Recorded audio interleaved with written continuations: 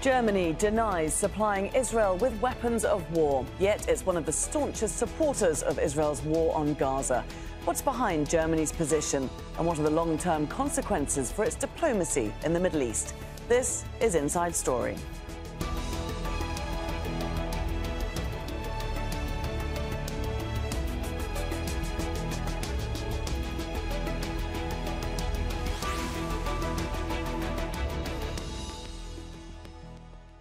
Hello there and welcome to the programme. I'm Laura Kyle. 80 years after the Holocaust, Germany is accused of being complicit in Israeli genocide in Gaza. Nicaragua wants the International Court of Justice to order Berlin to stop military exports to Israel. German lawyers have rejected the case as baseless and biased. They say Berlin is a fierce advocate for international humanitarian law. But at the same time, for years, Germany has declared the security of the State of Israel is at its core of the foreign policy. It's very raison d'etre. As world opinion turns against Israel's brutal war on Gaza, where does that leave Berlin's unwavering support for the Jewish people? We'll discuss all this with our panel of guests in just a moment, but first, this report from Alexandra Byers. When Germany appeared before the UN's top court, accused of facilitating Israeli genocide in Gaza, its defense drew squarely on national history. It had learned from its past, lawyers argued. It had learned from the Holocaust. Germany is doing its utmost to live up to its responsibility vis-à-vis both the Israeli and the Palestinian people. This explains one of the principles upon which our foreign policy with regard to all Middle East issues rests. Our history is the reason why Israel's security has been at the core of German foreign policy. The need to atone for the killing of 6 million Jews during the Second World War has made supporting Israel a historic duty for Berlin. It's even described as a reason for existence. In diesem Moment gibt es für Deutschland nur einen Platz. At this moment, Germany has only one place, and that is alongside Israel. This is what we mean when we say the security of Israel is Germany's raison d'être. Unsere eigene Geschichte. Our own history, our responsibility stemming from the Holocaust, makes it our everlasting duty to stand up for the existence and the safety of the State of Israel. Schulz was the first foreign head of state to visit Israel after the October 7th attacks by Hamas. Germany is the second largest arms supplier to Israel after the United States. It's abstained from multiple UN votes calling for a ceasefire in Gaza, and intervened in defense of Israel against South Africa's charges of genocide at The Hague. But the mounting death toll in Gaza has put Germany under pressure, forcing it to question its unwavering support. On recent visits to Israel, the foreign minister noted the survival of Palestinians is just as important as Israel's national security. The humanitarian situation in Gaza is hell. The fact that we're stuck in this dilemma must not come at the expense of Gaza's hungry civilian population. Within Germany, police have clamped down on protests in support of Palestine, and the country officially defines any appearance of hatred towards Israel as anti-Semitism. But opinion polls conducted by public broadcasters in March suggest nearly 70% of Germans believe Israel's military actions in Gaza are not justified, up from 50% just a few weeks before. Alexandra Byers, Al Jazeera for Inside Story. Well, let's bring in our guests now. And joining us from Berlin is Tobias Bacherle, a member of the German Parliament for Alliance 90, the Greens, and a political scientist. In Washington, D.C. is John Kampfner, an author and journalist who's a senior associate fellow at the Royal United Services Institute. And in the German city of Stuttgart is Shir Hever, director of the Alliance for Justice between Israelis and Palestinians. He tracks the arms trade between Germany and Israel. A very warm welcome to all of you. Tobias, let's start with you. What's your response as a member of the German government to Nicaragua's accusation at the International Court of Justice that Germany is complicit in the genocide of Palestinians? Well, as a member of parliament, I, of course, argue that we have to take any accusations that is brought up in front of the International Court of Justice, in front of the ICJ, quite serious. But when it comes to the details, I do argue as well that most of what's being brought up, I would rather say is probably based on a misunderstanding, and that this does not really hold the accusations. And I think the presentation by our government yesterday in the court made clear that we are taking our responsibility in terms of humanitarian assistance very serious. But also our when it comes to how we control arms exports, etc., that this is very well controlled. But still, of course, you need to take it serious. It is, after all, a case in front of the ICJ. But I am pretty much sure that there is a clear path where this is going to go. If I could just dig into that a little bit, Tobias, what exactly was misunderstood? I think mainly when it comes to the humanitarian aid and the which is often perceived and our reaction to the fact or the Israelis brought up that certain members of UNRWA were involved in the terroristic attacks of the 7th of October. And after that, we decided that there's not going to be any new funding for UNRWA from Germany. But that still means that everything that we promised was delivered, and we are still one of the biggest, if not the biggest, donors of UNRWA. And I think this is very important to understand that, of course, we are taking those accusations very serious in Germany, but we still stick to our humanitarian or to the humanitarian cause. We are still, delivered everything we promised to UNRWA, and we're still funding a lot of humanitarian aid throughout other organizations.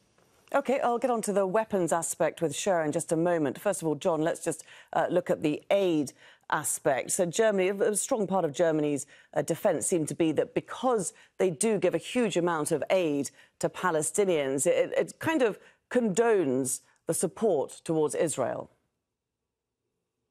Well, I mean, the first thing to say is that, yes, it needs to be taken very seriously. I think it is a matter of regret that Germany is being brought to a court by a country, Nicaragua, whose leader, Daniel Ortega, is probably one of the worst violators of human rights of any leader. That won't necessarily affect the way the court looks at it. Anybody is able to bring a case. South Africa brought a case against Israel a month or two ago, and we're going to see more and more of that as the global south or middle ground states are becoming more assertive, which is absolutely their right. It is absolutely true that Germany does give and always has given a considerable amount of aid to Palestinians in Gaza and in the West Bank. That said, that does not in any way minimize the question of Germany's problems now with Israel. I was writing a piece for the Guardian newspaper only last Friday. I split my time between Germany and elsewhere, and I have been really quite struck and depressed by the inability of public Germany to find a language that both reconciles their Staatsräson, the whole idea of post-war, post-Nazi Germany, regarding it as a fundamental plank of its existence and of the reason of state of Germany to support Israel, alongside legitimate criticism of the actions of this far-right Netanyahu government. And the inability, the fact that Germany is, and the German government has been so desperate to close down discussion of that, suggests to me that it hasn't made the progress that I had always assumed it had in terms of coming up with a sympathetic but objective approach to Israel. Tobias, what would your response be to that? Because there has been a lot of silencing of critics of Israel and pro-Palestinian voices since the war on Gaza began in Germany.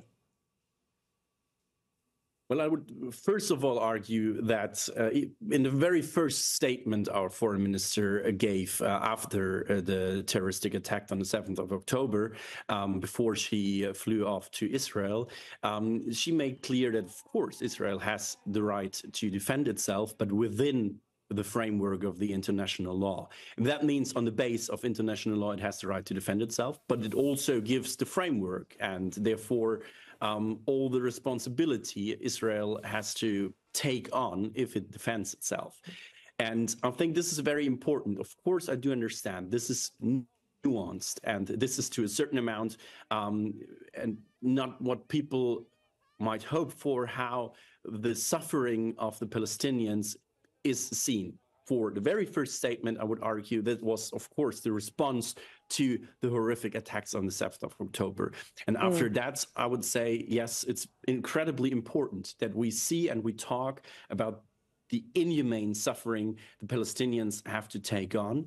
And we have to discuss it very, I don't want to say carefully, but in a serious matter that acknowledge. But it's not, Tobias, if I can just jump in there, because it's not necessarily talking about the suffering of the Palestinians. It's talking about the action of the Israelis. And the German government has said that it must act within the bounds of international humanitarian law.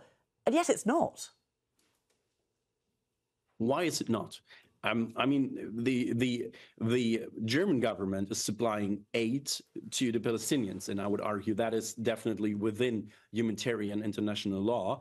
On the other hand, most of the weapon deliveries since the 7th of October, the vast majority of it were part of testing, of training, or industrial cooperation.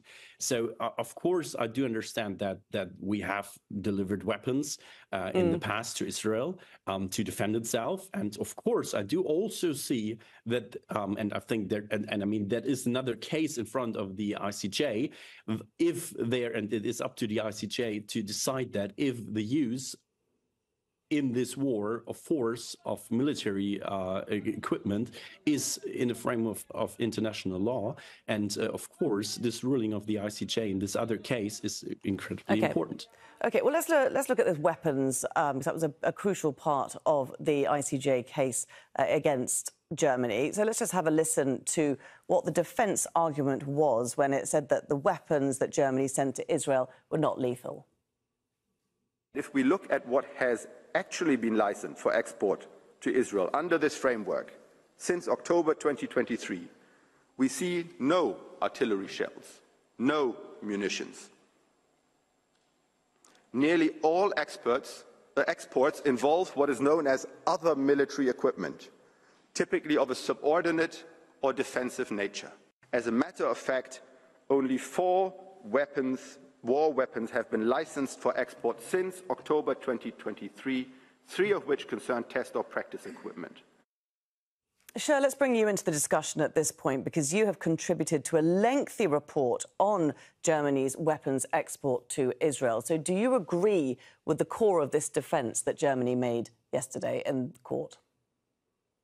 Absolutely not. It is unfortunately very disingenuous. This defense by Germany at the court claimed that the vast majority of weapons were not weapons of war. But this is an internal definition that the German government has developed in order to whitewash very deadly weapons that are being sold.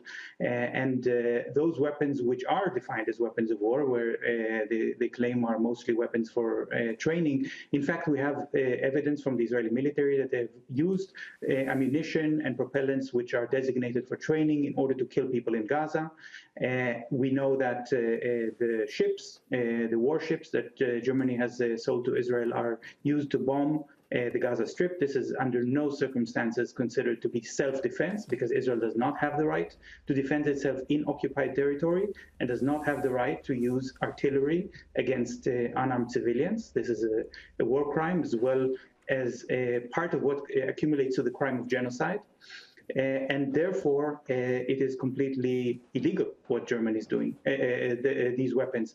I should say about these warships, Mr. Bacherle did mention that they were sold before. Nevertheless, the last of those warships, it's called SAR 6, has been delivered to Israel after October 7, when already it was clear that Israel is committing a genocide. And in this defense that we've seen by Germany in the court, we've seen, first of all, that they have ignored the most important statement by the lawyers of Nicaragua, which they said quite at the beginning, that Germany's raison d'etat, a reason of state to stand by the side of Israel, does not signify that Israel has a right to represent all the Jewish people.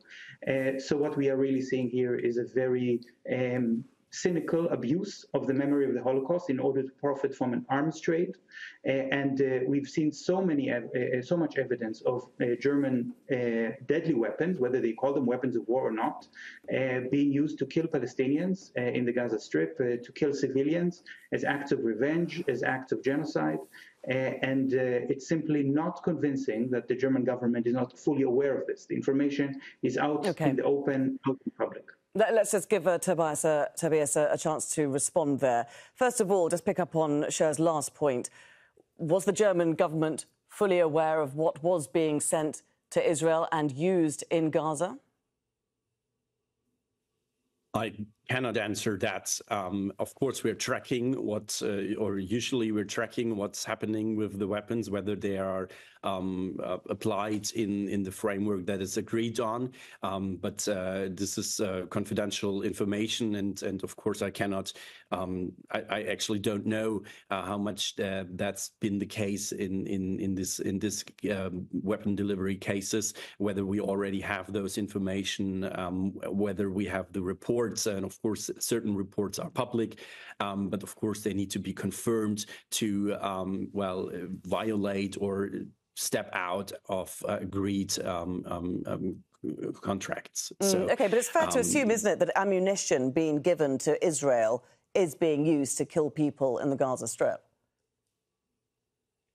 As I said, my information is that all, and this, of course, agrees with what was presented yesterday in the court, is that most of and the vast majority of what has been delivered was for training purpose. If this is applied differently, of course, that needs to be looked at. But there is no sure information about that that we can act on at the moment. OK. I mean, as none of us here are lawyers, let's move away from the detailed nuances of that case yesterday and look at the situation in Germany more broadly. John, I want to bring you in and pick up on something Shir said, that this wholesale support of Israel, especially now, the whole government of Israel in its war on Gaza, Shir has called it a cynical abuse of the memory of the Holocaust. What do you say to that? There's a German word which is jein, which means yes and no. I half agree with that in the inability. I do not see it as a cynical abuse.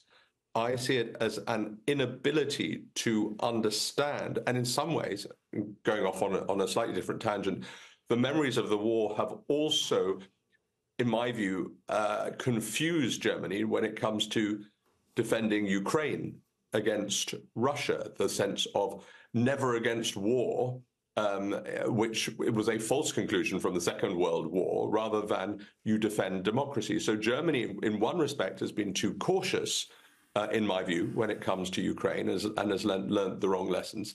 And as with regards to Israel, it is a fundamental tenet of, it is obvious that Germany is always going to have a different relationship to Israel than other countries because of its history. That said, it cannot be seen to be this swamping envelope that precludes, that prevents discussions about what the Israeli government is doing. And the Netanyahu government, and this particular government, which is propped up by the far right, would be considered a rogue government were it not Israel. It is an extreme government represented by somebody like Netanyahu, who absolutely belongs to the alt-right hard right type of leader that sadly is becoming all too prevalent around the world. And yet Germany doesn't appear to have the emotional oxygen, if that isn't a mixed metaphor, to understand how to deal with this government. You have even now Joe Biden being pretty critical, although some regard that as cynical, because he is still supplying Israel with weapons. You have the Brits and its Foreign Secretary David Cameron being quite, at least rhetorically, tough on Israel. The French are too. The Germans are pretty much, and I take the point that Baerbock, the foreign minister, has said more, but ultimately it comes down to Olaf Scholz. And there's nothing coming out of the Chancellery that gives any indication that this German government is anything but paralyzed by fear of criticizing Israel.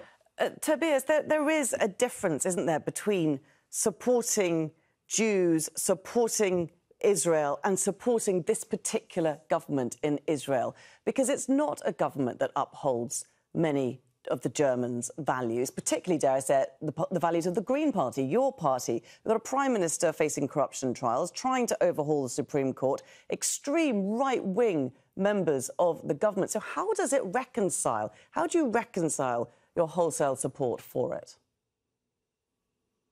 I mean, first of all, we are supporting the state of Israel, and the right to exist of Israel. That's the Staatsräson, raison d'etat. And I think this is very important, not only if you watch the debate within the last few weeks, but also I would really say within the last few months. I would agree that there has been a period of shock of the 7th of October. And I think this has been particularly big in Germany because it was, after all, the day the most Jews have been killed since the Holocaust. And I think that had an impact on our memorial culture and many, many people in Germany.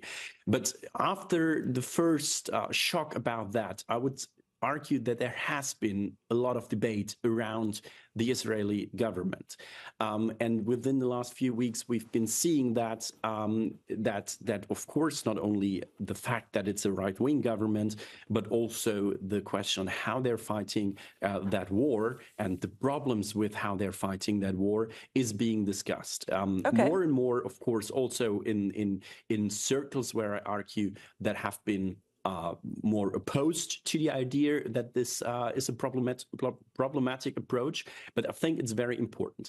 On the other hand, of course, we're still having a debate around how much criticism of this government, or not how much criticism, that's the wrong way to put it. I would rather say what kind of words to use to criticize that government. And I think there is of course, very nuanced approach on what is perceived or what actually is anti-Semitic. And I think there we have a very strong debate around. And I do understand that this, on a certain from a certain perspective, seems as if we would not discuss about what's actually happening on the ground, as if we would not discuss about what's happening in Gaza. I just want to jump in because we are running slightly out of time. We haven't heard much from Shir, and Shir, I apologise for that. But just listening to the way Tobias is speaking, he's choosing his words so carefully, and I understand that this is a very complex subject within Germany. But is it to the point now where Germany's tied itself up in knots? Tobias does say that there is a lot of debate around the Israeli government and support for it, or criticism for it, or words criticising it. Is there? Are you feeling that people are allowed to say what they feel? No, absolutely not. There is a culture of censorship. People are being cancelled every day in Germany. Journalists, university professors are simply not allowed to speak their mind, including Jewish activists. Jewish scholars are also silenced every day if they dare to support Palestinian rights.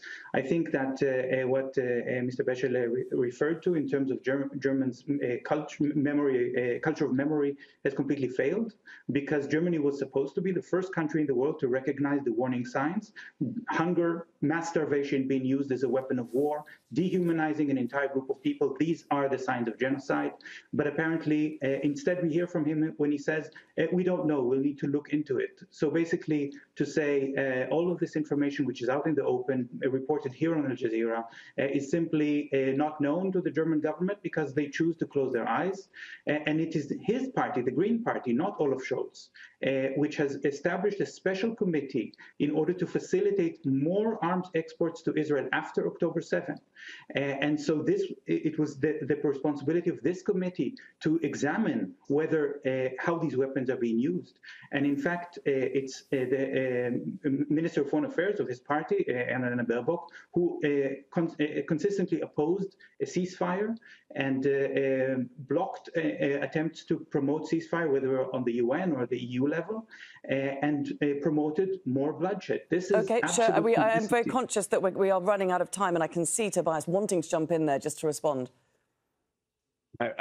First of all, I think we need to establish that there's still well more than 100 people being taken hostage. And of course, they need to be freed to have a permanent solution on this war. I mean, this is what all the negotiations are about. But after all, the humanitarian pause, a fire pause, was always, or not always, but pushed for many, many months by, above all, Annalena Baerbock. And I think the other point is very important to understand that there is a problem. What's happening on the ground does not make us complicit.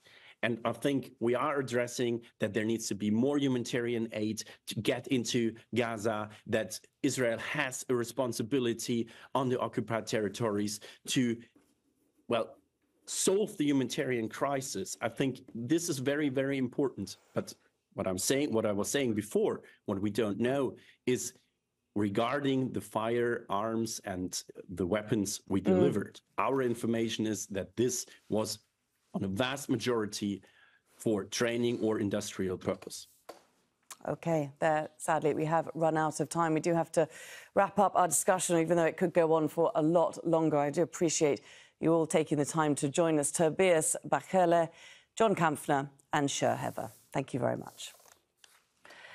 And thank you too for watching. You can see the programme again anytime by visiting our website. That's aljazeera.com. For further discussion, do go to our Facebook page. That's facebook.com/AJ Inside Story. You can also join the conversation on X. Our handle is @AJ Inside Story. From me, Laura Kyle, and the whole team here, it's bye for now.